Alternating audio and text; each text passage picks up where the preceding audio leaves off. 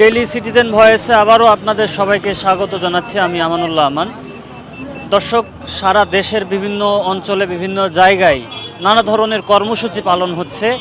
সকলের একটাই দাবি, শহীদ শরীফ ওসমান হাদির মূল অভিযুক্তদেরকে আইনের আওতায় আনতে হবে এবং তাদের সর্বোচ্চ শাস্তি নিশ্চিত করতে হবে।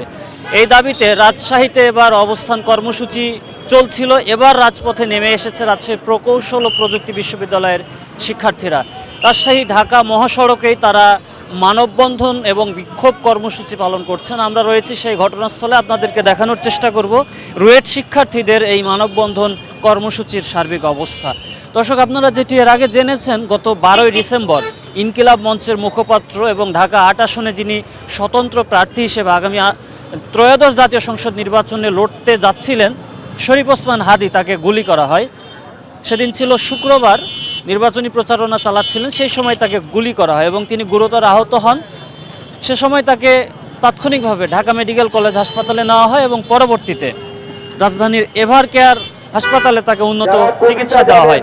অবস্থার অবনতি ঘটায় তাকে পাঠানো হয় সিঙ্গাপুরে এবং সেখানে উন্নত চিকিৎসা চলা অবস্থায় তিনি 18 ডিসেম্বর শেষ নিঃশ্বাস ত্যাগ করেন। এরপর তার মরদেহ দেশে ফিরিয়ে আনা হয় এবং 20 ডিসেম্বর জাতীয় কবি কাজী নজরুল ইসলামের কবরের পাশে তাকে সমাহিত করা হয় এবং তারপর থেকেই সারা দেশের বিভিন্ন প্রান্তে অবস্থান কর্মসূচি, মানববন্ধন, বিক্ষোভ, নানা ধরনের আন্দোলন কর্মসূচি চলছে। তার ধারাবাহিকতায় এবার রাজশাহী ঢাকা মহাসড়কে ঠিক তালাইমারি মোড়ে এখানে রুয়েট শিক্ষার্থীরা আন্দোলনে নেমে এসেছেন এবং তারা শহীদ শরীফ ওসমান হাদির খুনিদের বিচারের দাবি জানাচ্ছেন। আমরা এই আন্দোলনরতদের সাথে কথা বলার চেষ্টা করব, তারা কি বলছেন আমরা সেটি শোনার চেষ্টা করব। আপনারা মানববন্ধন করছেন, আপনাদের মূল দাবিটা কি? আমাদের মূল দাবি হচ্ছে মোটামুটি প্রায় শহীদ ওসমান হাদি ভাইকে গুলিবিদ্ধ হওয়ার 2 সপ্তাহ পার হয়ে গেলেও আমরা বর্তমানে খুনির চেহারা স্পষ্ট থাকা সত্ত্বেও সারা নেটে দুনিয়ায় খুনির ছবি ভাইরাল। এ পর্যন্ত আমাদের দেশে যে গোয়েন্দা সংস্থা তারা ঠিকমতো এখনো সুস্পষ্ট কোনো তথ্য দিতে পারতেছে না যে খুনি এখনো দেশের ভিতরে আছে নাকি খুনি এখনো দেশের বাইরে আছে। জনৈক সাংবাদিক বলতেছে খুনি দেশের বাইরে ভারতে পালিয়ে গেছে, কি আবার জনৈক সাংবাদিক এটাও বলতেছে যে হ্যাঁ তারা দেশে আছে। তার মানে দেশের যে গোয়েন্দা সংস্থা সেটা পুরোপুরি যে ভঙ্গুর, সেটা পুরোপুরি আমাদের সুস্পষ্ট। আমাদের দাবি এখন একটাই, যে যত দ্রুত সম্ভব শরীফ ওসমান হাদি ভাইয়ের গুলিবিদ্ধ যিনি করেছেন তাকে যত সম্ভব দ্রুত গ্রেপ্তার করতে হবে এবং স্বরাষ্ট্র উপদেষ্টার নিকট আমাদের এটাই দাবি, উনি যদি ওনার পজিশন অনুযায়ী ঠিকমতো দায়িত্ব পালন না করতে পারে, আপনাকে আমার আন্তরিকভাবে রিকোয়েস্ট, আপনি দয়া করে আপনার পজিশন থেকে সরে দাঁড়ান, আপনার জায়গায় এমন একজনকে বসান যে কিনা অ্যাকচুয়ালি স্বরাষ্ট্র মন্ত্রণালয় স্বরাষ্ট্র উপদেষ্টা হিসেবে দেশের গুরুত্বপূর্ণ বর্তমানে যে ক্রাইসিস চলতেছে এই অবস্থায় যাতে তিনি ভালোভাবে দায়িত্বটা পালন করতে পারে। আচ্ছা, যেটা শোনা যাচ্ছে তার মূল অভিযুক্ত যিনি খুনি ফয়সাল ভারতে পালিয়েছেন, যদি এটা সঠিক হয় এটা ইন্টারিম সরকারের ব্যর্থতা কিনা, কি মনে করেন?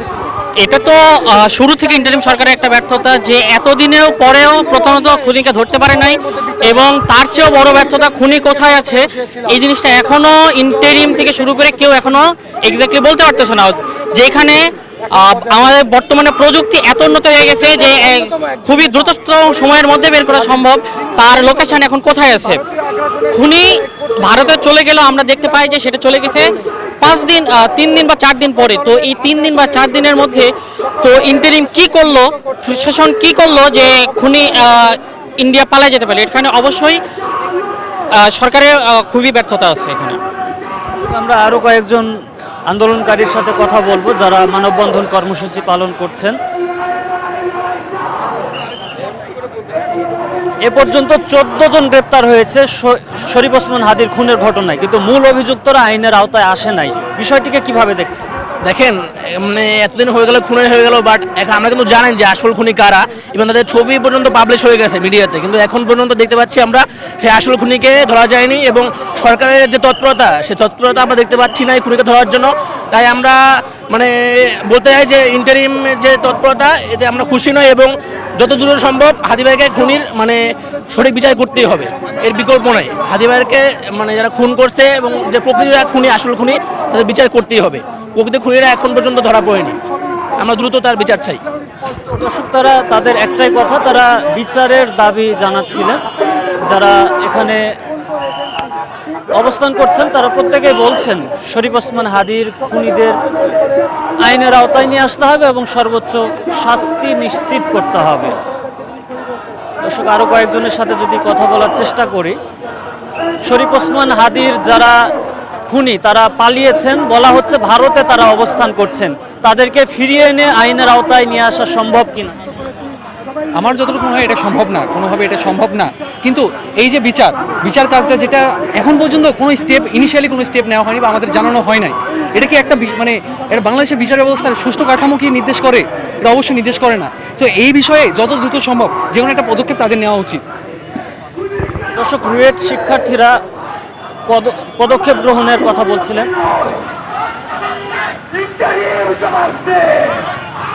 মূল অভিযুক্তরা এখনো ধরাছোঁয়ার বাইরে, বিষয়টিকে কিভাবে দেখছেন? এখানে আসলে সরকারের অপারগতা তো আছেই। আমরা তো আসলে সবাই বিচার চাই। একটা নিরাপত্তার না থাকলে তো আসলে আমাদের দেশে আজকে হাদি ভাই গিয়েছে, কালকে আপনার সবার ভাইই যাবে। তো এখানে মূল অভিযুক্তরা, এটা আমাদের জনগণেরও ব্যর্থতা। আমরা কেন সরকারের উপর চাপ প্রয়োগ করতে পারছি না? সরকার নিজের দায়িত্ব আশা করি তিনি পালন করবেন এবং আমরা আসলেই তার বিচার সুনিশ্চিত হোক, এরকম একটা প্রত্যাশা করছি আর কি। Thank you. দর্শক, আন্দোলনকারী রুয়েট শিক্ষার্থীরা বলছিলেন যে কোনোভাবে বিচার নিশ্চিত করতে হবে। শহীদ শরীফ ওসমান হাদির খুনের সঙ্গে যারা জড়িত রয়েছে তাদেরকে আইনের আওতায় নিয়ে আসতে হবে। আমরা জানার চেষ্টা করব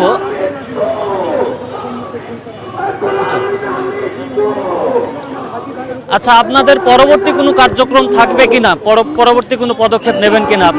দেখুন, আমরা এখানে কোনো নির্দিষ্ট কোনো দলের ব্যানারে দাঁড়াইনি। আমরা রুয়েটের সাধারণ শিক্ষার্থী, আসলে সর্বস্তরে যারা শিক্ষার্থী রয়েছে তারা এখানে দাঁড়িয়েছি। কাজে যদি পরবর্তী কোনো কর্মসূচি থাকে সেই ক্ষেত্রে আমরা আপনাদের জানিয়ে দেব।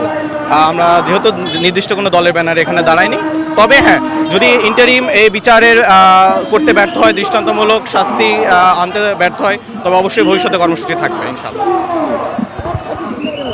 দর্শক, আপনারা দেখছেন রাজশাহী নগরীর তালাইমারি মোড়ে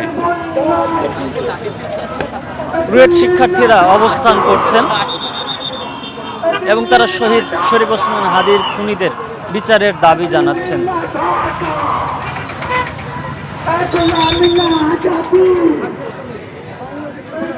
থাকবে না। স্বাধীন সার্বভৌম বাংলাদেশ প্রতিষ্ঠার জন্য আমরা লড়াই করে যাব।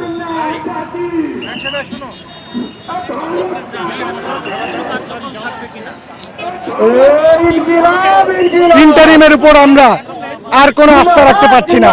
আমরা এতদিন হয়ে যাওয়ার পরেও কোনো ধরনের বিচারের আশা দেখছি না। তাই যতদিন পর্যন্ত বিচার হবে না আমরা মাঠে থাকব। আমরা রুয়েটের জনতা আছি, আমাদের রাজশাহীর সাধারণ ছাত্র জনতা আছে, সবাই মিলে আমরা রাজশাহীর রাজপথ দখল করে রাখবো ইনশাল্লাহ।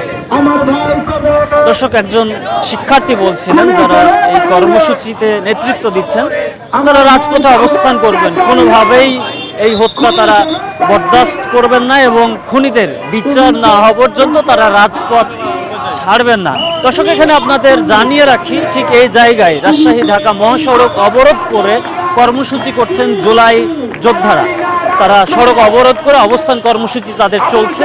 এর আগের লাইভে আপনাদেরকে দেখাচ্ছিলাম, সেখানে জাতীয় নাগরিক পার্টি, এনসিপি, জুলাই 36 সহ বিভিন্ন সামাজিক সংগঠনের নেতৃবৃন্দ উপস্থিত রয়েছেন এবং জুলাই যোদ্ধারা সেই কর্মসূচিতে অংশ নিয়ে হাদির খুনিদের বিচারের দাবিতে বিভিন্ন স্লোগান দিচ্ছেন।